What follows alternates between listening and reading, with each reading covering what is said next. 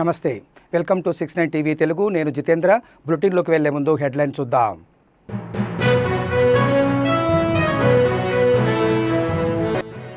తారస్థాయికి చేరుకున్న భారత్ పాకిస్తాన్ మధ్య యుద్ధ వాతావరణం బాంబుల మూతతో వణికిపోతున్న జమ్మూ కాశ్మీర్ ప్రాంత ప్రజలు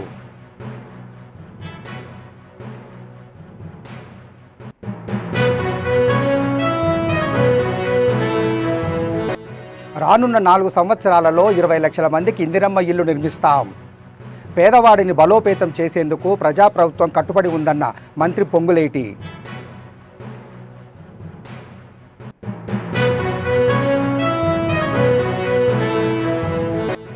ఏపీలో కూటమి ప్రభుత్వం ఏర్పడిన తర్వాత తనకు భద్రతను తగ్గించారన్న వైసీపీ అధినేత Z+ కేటగిరీ భద్రతను పునరుద్ధరించాలని హైకోర్టును ఆశ్రయించిన మాజీ సీఎం జగన్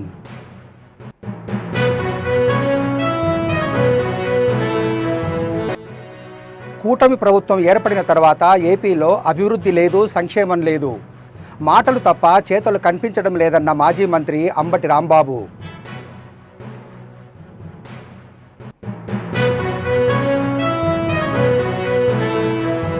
ఇక డీటెయిల్స్లోకి వెళ్తే భారత్ పాక్ మధ్య యుద్ధ వాతావరణం తారస్థాయికి చేరుకుంది. పహల్గాం ఉగ్రదాడికి ప్రతీకారంగా భారత్ తీసుకున్న చర్యతో కేంద్రం అప్రమత్తమైంది. సరిహద్దు ప్రాంతాల్లో పటిష్టమైన జాగ్రత్త చర్యలు చేపట్టాయి. ఈ క్రమంలో జమ్మూ కాశ్మీర్ వాసి మాట్లాడుతూ రాత్రి తినే సమయంలో కొన్ని పేలుళ్ల శబ్దం వినిపించాయి. శుక్రవారం తెల్లవారుజామున మళ్లీ పేలుడు శబ్దం వినిపించింది. గాల్లో డ్రోన్లు ఎగురుతూనే ఉన్నాయి. మన ఆర్మీ బాగా పనిచేస్తుందని చెప్పారు. रात जैसे घर ही थे, अभी खाना ही स्टार्ट किया था, तभी एक सायरन की आवाज़ आती है और कुछ धमाकों की आवाज़ आती है. इतना अच्छा है कि जब तक थोड़ा जो हमारा डिफेंस सिस्टम है S-400 उन्होंने पहले उनको न्यूट्रलाइज कर दिया था. उसके बाद सुबह 4:30 बजे के करीब भी एक आवाज़ आई है, उसको भी शायद न्यूट्रलाइज कर लिया गया है. तो ऐसा नहीं है, डर का माहौल नहीं है, पैनिक क्रिएट नहीं करना है बस. बाकी हमारा डिफेंस सिस्टम अलर्ट पे है, फौजियाँ अलर्ट पे हैं. बाकी जब तक जम्मू में भगवती वैष्णो देवी बैठी हुई है, किसी को घबराने की कोई जरूरत नहीं. सर देखिए, सिविलियन के अटैक करना ये ऑब्वियसली कोवार्डनेस ही है, इसके अलावा और कुछ नहीं. आर्मी वालों से लड़ने का उनका वो है नहीं, इतना उनको मादा नहीं है. तो अभी वो सिविलियन पे ही अटैक कर सकते हैं, इसके अलावा वो कर भी नहीं सकते. और जैसी उनकी मेंटालिटी है, इसके अलावा हम और उनसे क्या एक्सपेक्ट कर सकते हैं सर. इस टाइम पे यही कर सकते हैं, कोई दिक्कत नहीं है. हमारी आर्म फोर्सेस पे हमें विश्वास करना चाहिए, पैनिक क्रिएट नहीं करना चाहिए. जैसी गाइडलाइन आती है वैसा फॉलो करना.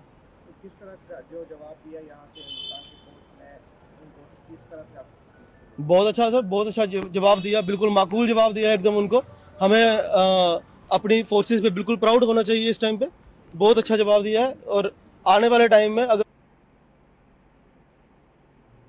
రాబోయే 4 సంవత్సరాలలో రాష్ట్ర వ్యాప్తంగా 20 లక్షల ఇందిరమ్మ ఇండ్లను అర్హులైన పేదవారికి కట్టించి ఇస్తామని రెవెన్యూ గృహ నిర్మాణ శాఖ మంత్రి పొంగులేటి శ్రీనివాసరెడ్డి అన్నారు.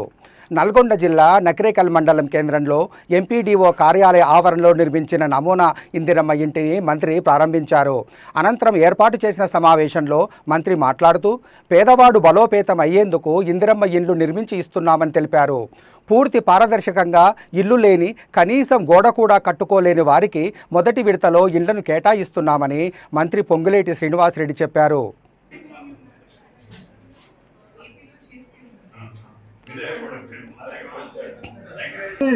8,19,000 కోట్లు అప్పు చేసి ఆ అప్పులో ప్రధానమైన సింహభాగం ఒకటి కాళేశ్వరానికి పెట్టాడు, రెండోది మిషన్ భగీరథకి పెట్టాడు. మిషన్ భగీరథలో ఏ గ్రామానికి పోయినా, నాకు తెలిసి నల్గొండలోనే ఆనాడు నకరికల్లోనూ ఎక్కడో ఒక పైలట్ దిమ్మ కట్టినట్టు, చోటపల్లిలో కట్టినట్టు గుర్తు.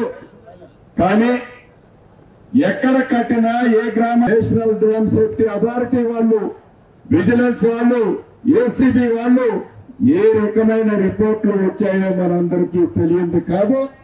దాంట్లో ఆ కాళేశ్వరం వంక పెట్టి దోచకు ఏ ప్రాంతానికి వెళ్ళినా, ఏ అంశాన్ని చూసినా, అది విద్యార్థులు విద్య విషయంలో చూడండి, వైద్య విషయంలో చూడండి, వైద్య విషయానికే వద్దాం, కూడా సాయం చేయలేని ప్రభుత్వం వాళ్ళు.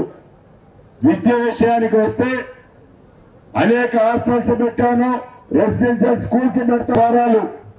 పాత రైస్ మిల్లులు ఇట్లా కుప్పలను ఎడితే పడే వాటిలలో మీరు నడిపితే మన ఇందిరమ్మ ప్రభుత్వం వచ్చిన తర్వాత మొదటి చదువుకునే విధంగా వారికి ఇచ్చే డైట్ సిస్టమ్ లో డైట్ కి ఆనాటి ప్రభుత్వం 10 సంవత్సరాలు రూపాయి పెంచకపోతే మన ఇందిరమ్మ ప్రభుత్వం వచ్చిన తర్వాత డైట్ రాష్ట్రంలో ప్రభుత్వం మారిన తర్వాత తన భద్రతను భారీగా తగ్గించారని, తనకు ప్రాణహాని ఉందని ఆరోపిస్తూ వైసీపీ అధినేత జగన్ హైకోర్టును ఆశ్రయించారు. తనకు Z+ కేటగిరీ భద్రతను పునరుద్ధరించాలని, ఈ మేరకు కేంద్ర రాష్ట్ర ప్రభుత్వాలను ఆదేశించాలని కోరుతూ ఆయన నిన్న ఏపీ హైకోర్టులో పిటిషన్ దాఖలు చేశారు. ఈ పిటిషన్పై హైకోర్టు ఈరోజు విచారణ చేపట్టనుంది. తనకు ఉన్న ప్రాణహానిని పరిగణలోకి తీసుకొని నిర్దేశిత ప్రోటోకాల్ ప్రకారం Z+ భద్రతను తిరిగి కల్పించాలని జగన్ తన పిటిషన్లో అభ్యర్థించారు. తన నివాసము, కార్యాలయం వద్ద పటిష్టమైన భద్రతతో పాటు జామర్లు పూర్తి స్థాయిలో పనిచేసే బుల్లెట్ ప్రూఫ్ వాహనాన్ని సమకూర్చాలని కోరారు. ఒకవేళ ప్రభుత్వం వాహనం సమకూర్చలేని పక్షంలో తన సొంత బుల్లెట్ ప్రూఫ్ వాహనాన్ని వాడుకునేందుకు అనుమతి ఇవ్వాలని విజ్ఞప్తి చేశారు.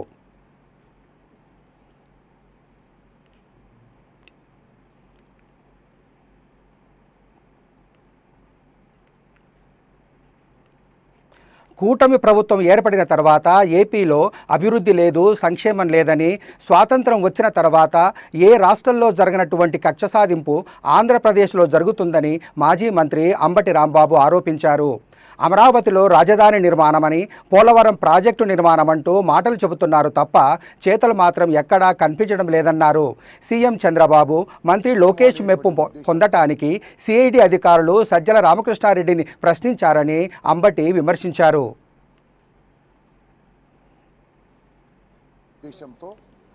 కేవలం చంద్రబాబు నాయుడు గారిని, లోకేష్ని సంతృప్తిపరచడం కోసం సజ్జల రామకృష్ణారెడ్డి గారిని కూడా సిఐడి ఆఫీసుకు పిలిపించి విచారణ చేశాము అనేటువంటి మెహర్బానీ కోసం ఇలాంటి కార్యక్రమాలు జరుగుతూ ఉన్నాయి. ఇది చాలా దురదృష్టకరమని మనవి చేస్తున్నాం.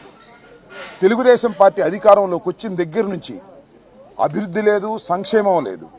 మాటల్లో మాత్రం కోటలు దాటేటటువంటి అభివృద్ధి, అమరావతి గురించి అభివృద్ధి, పోలవరం గురించి అభివృద్ధి మాటల్లో మాత్రమే కనిపిస్తున్నది. కక్ష సాధింపులు బహుశా భారతదేశానికి స్వాతంత్రం వచ్చిన తరువాత ఇంత పెద్ద ఎత్తున ఏ రాష్ట్రంలోనూ జరగనటువంటి అరెస్టులు, కేసులు పెట్టి నిర్బంధించేటటువంటి కార్యక్రమం చేస్తున్నారు. నిన్న చాలా ఆశ్చర్యకరమైన అంశం ఏంటంటే, ధనుంజయ రెడ్డి గారని సాక్షి ఎడిటర్ ఉన్నారు. ఆయన కేఎన్ఆర్, మా పార్టీలో జగన్మోహన్ రెడ్డి గారికి సన్నిహితంగా ఉండే సెక్రటరీ, మనోహర్ అనేటువంటి మా దగ్గర పనిచేసేటటువంటి కోసం 2 రోజులు 3 రోజులు తీసుకోవటం, ఏమీ లేకుండా పిచ్చి ప్రశ్నలు అడగటం, పంపించడం, ఇదంతా ప్లేయింగ్. ఒక రకమైన వికృతమైన ఆట లోకేష్ గారి నాయకత్వంలో జరుగుతుందనేది అందరికీ తెలిసినటువంటి సత్యం. ఇవాళ నిజంగానే మాకు ఇంత బాధలు కూడా, ఇంతమందిని అరెస్ట్ చేస్తున్నా కూడా మాకు ఒక రకమైనటువంటి ధైర్యం వస్తుంది. లోకేష్ గారి నాయకత్వంలో కక్షపూరితంగా వ్యవహరిస్తుంది. ఎన్ని కేసులండి? 1, 2, 3 కనపడిన వాడి ప్రతి మీద వైఎస్ఆర్ కాంగ్రెస్ పార్టీలో యాక్టివ్గా ఉన్నటువంటి ప్రతి నాయకుడి మీద ఏదో కేసులో పెట్టేటువంటి కార్యక్రమం. లిక్కర్ కేసును తీసుకొచ్చారు, ఏమీ లేదు. దానిలో ఎంతమందిని పెడతారో తెలియదు, ఎంతమందిని అరెస్ట్ చేస్తారో తెలియదు. గందరగోళాలు చేసేటటువంటి పరిస్థితికి వాళ్ళ రాష్ట్ర ప్రభుత్వం పోలీసు యంత్రాంగాన్ని ఉపయోగించుకొని చేస్తున్నటువంటి ఈ దమనకాండని, ఈ కక్ష సాధింపు చర్యల్ని ప్రజలు గమనించాలని మనవి చేస్తున్నాం. ప్రభుత్వాలు శాశ్వతం కాదు. యాదాద్రి భువనగిరి జిల్లా చౌటుప్పల్ మండలం ఎస్ లింగోటం గ్రామ శివారులోని కుర్మగూడెంలో అర్ధరాత్రి వ్యవసాయ బావుల వద్ద 23 మోటార్లు వైర్లను దొంగలు ఎత్తుకెళ్లారు. మొన్న అర్ధరాత్రి 36 మంది రైతుల వ్యవసాయ బావుల వద్ద వైర్లను ఎత్తుకెళ్లిన ఘటన మరొక ముందే అదే గ్రామంలో మళ్లీ 23 మోటార్ల వైర్లను దొంగలించారు. ఉదయం పూట వ్యవసాయ బావుల వద్దకు వెళ్ళగానే మోటార్లకు వైర్లు లేకపోవడంతో దొంగలు పడ్డారని గమనించిన రైతులు పోలీసులకు ఫిర్యాదు చేశారు. దొంగతనం చేసిన వారిపై చర్యలు తీసుకోవాలని గ్రామస్తులు కోరుతున్నారు.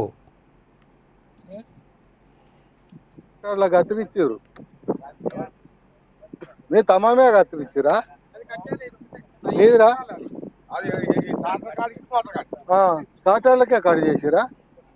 చూడు రాదు ఎట్ట కట్ చేసి స్టార్టర్లకు.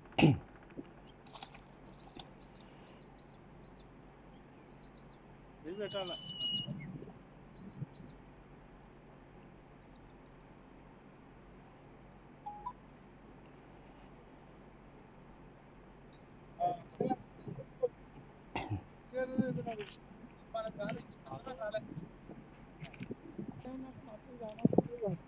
కాదు ఇక్కడ తమ్మకి గిడ కట్ చేసిరా తమ్మం కట్టి తమ్మం లింగోటం గ్రామం మండల శాఖ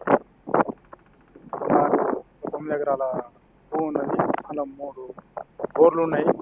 బోర్లకు ఒక్కొక్క దానికి 50 మీటర్ల చొప్పున వైరు ఉంది. పొలంలోకి వెళ్ళి ఖమ్మం వరకు సాటర్ల వరకు. అయితే ఈడికి ఫస్ట్ ఒకసారి పోయింది 3 నెలల కింద. అప్పుడు కూడా కేసు పెట్టి వచ్చినాం. ఎస్ఐ 50 మోటార్లు దానికి ఎవరు చర్య తీసుకుంటలేరు. మరి ఇట్లా రైతులకు ఇబ్బందికరంగా ఉన్నది. ఇప్పుడు మనం చూసుకుంది ఏంటంటే ఉదయం మనం అప్పుల బాయికాడికి వచ్చినప్పుడు 5 గంటలకు చూసుకున్నాం. చూసుకుంటే వరకు అందరూ ఎక్కడ చేసినా ఏం దొరకలేదు. ఇక్కడ మనకు తూర్పావుల కాడ ఇప్పుడు అంతా వైర్ తిప్పేసిరట. అది అక్కడ ఎరటం జరుగుతుంది. ఇలాక కాల్చి మొత్తం కాల్చి ఏడుబాటు తీసుకుపోయి కాబరంతా తీసుకుపోతున్నారు. ఎవరు పట్టించుకుంటారు అసలు ఎవరికి అమ్ముతారు ఏందనేది ఇక్కడ ఎవరు ఏం చెప్తలేరు. మరి ఎక్కడ చేసినా ఎవరు అంతే దరఖాస్తు ఇచ్చినా కూడా అట్టే ఉంటున్నాయి. ఆపరేషన్ సింధూర్తో భారత విజయాన్ని ప్రతిబింబించేలా ఒడిశా సైకత శిల్పి సుదర్శన్ పట్నాయక్ అద్భుత శిల్పం రూపొందించారు. పూరీ బీచ్లో 6 అడుగుల సైకత శిల్పంలో భారతమాత నుదుటి సింధూరం శక్తిగా మారి శత్రువును ధ్వంసం చేసిన దృశ్యాన్ని ఆకర్షణీయంగా చూపించారు. భారతమాతాకి జై, న్యాయం లభించింది అనే క్యాప్షన్తో ఈ శిల్పం వీడియోను ఆయన తన ఎక్స్ ఖాతాలో పోస్టు చేయగా నెటిజన్ల ప్రశంసలు వెల్లువెత్తుతున్నాయి.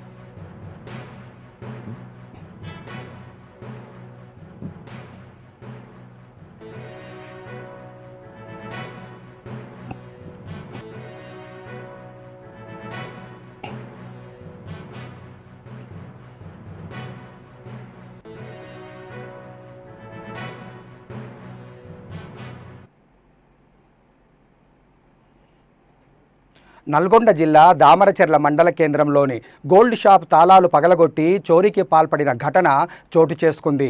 అర్ధరాత్రి షాపులోకి ప్రవేశించిన దొంగలు సుమారు 30 తులాల బంగారాన్ని దోచుకున్నారు.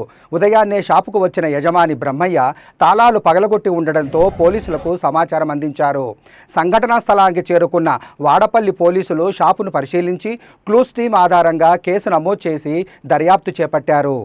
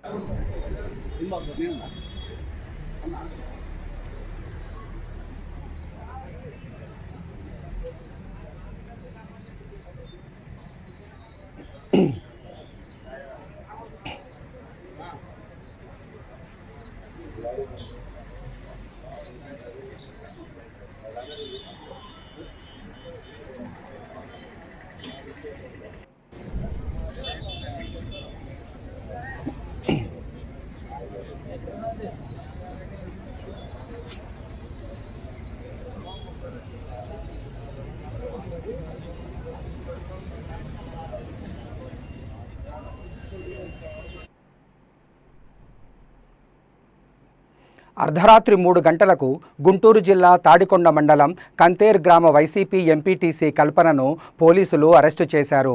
చీర కట్టుకునే సమయం ఇవ్వమని పోలీసులను ప్రాధేయపడినా నిరాకరించి అలాగే నైటీ మీద బలవంతంగా తీసుకెళ్లారు. ఆమెతో పాటు social media activist Karri Bhaskar, మరో వైసీపీ మహిళా కార్యకర్త మహాలక్ష్మి, ఆమె కుమారుణ్ణి అరెస్టు చేశారు. సమాచారం అందుకున్న వైసీపీ జిల్లా పార్టీ అధ్యక్షులు అంబటి రాంబాబు, తాడికొండ ఇన్ఛార్జ్ డైమండ్ బాబు తాడికొండ పోలీస్ స్టేషన్కు చేరుకున్నారు. వైసీపీ పార్టీ లీగల్ సెల్ కూడా వారికి న్యాయ సహాయం అందించేందుకు అన్ని ఏర్పాట్లు చేస్తుంది.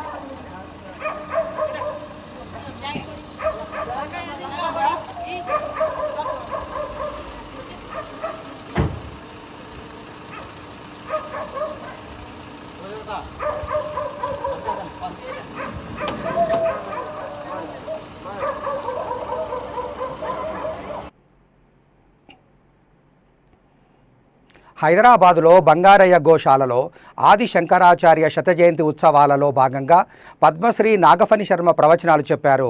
ఈ సందర్భంగా పాకిస్తాన్పై భారత ప్రభుత్వం చేస్తున్న ఆపరేషన్ సింధూర్ 2.0 గురించి ఇలా చెప్పారు. ఎవరు అమ్మవారు? అమ్మవారే కాశ్మీర దేశం అంటే ఏమిటి? కుంకుమ పువ్వు వస్తుంది అక్కడ. కుంకుమ పువ్వు అంటేనే ఆమె అమ్మవారి స్వరూపం. ఆమె సర్వమాంగళ్యము కుంకుమ అంటే. కాబట్టి సింధూరారుణ విగ్రహం పైన కాశ్మీరంబుపై ముష్కరు హిందుత్వం బని ఆ అమాయకులనే హింసింప సింహాస్య ఆ మందల్ వందగ చంపి వారిదగు ఆ మందోష్ణ రక్తంబుతో సింధూరంబులు దాల్చే సింధూరంబులు దాల్చ వీర భరత శ్రీమాత ఆలంబునం.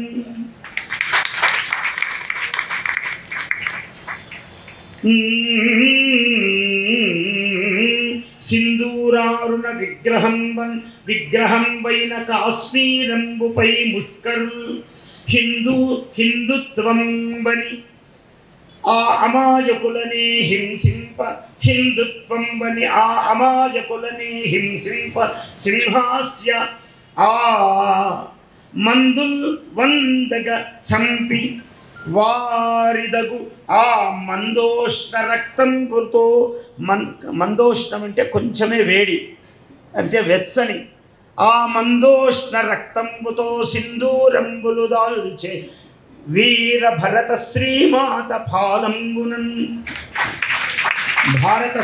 భరతమాత వీరమాత ఆమె ఫాలంలో సింధూరమును దాల్చింది. విజయ సింధూరమును దాల్చినది భరత శ్రీమాత. అటువంటి ఒక వైభవంలో ఉన్నాము.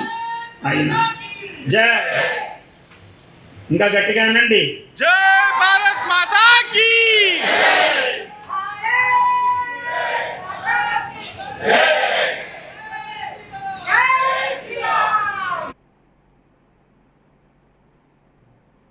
బులెటిన్ ముగించే ముందు హెడ్లైన్స్ మరోసారి.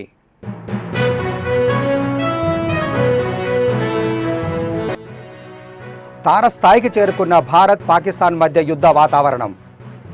బాంబుల మోతతో వణికిపోతున్న జమ్మూ కాశ్మీర్ ప్రాంత ప్రజలు.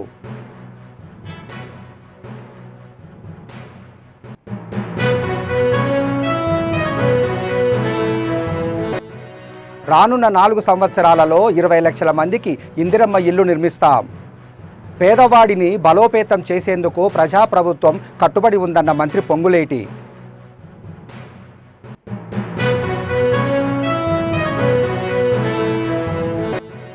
ఏపీలో కూటమి ప్రభుత్వం ఏర్పడిన తర్వాత తనకు భద్రతను తగ్గించారన్న వైసీపీ అధినేత. Z+ కేటగిరీ భద్రతను పునరుద్ధరించాలని హైకోర్టును ఆశ్రయించిన మాజీ సీఎం జగన్.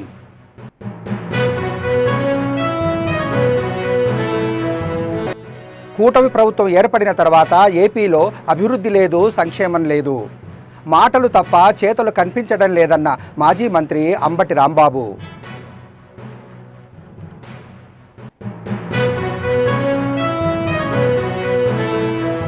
బులెటిన్ ముగించే ముందు మరిన్ని అప్డేట్స్ కోసం చూస్తూనే ఉండండి 69 టీవీ తెలుగు.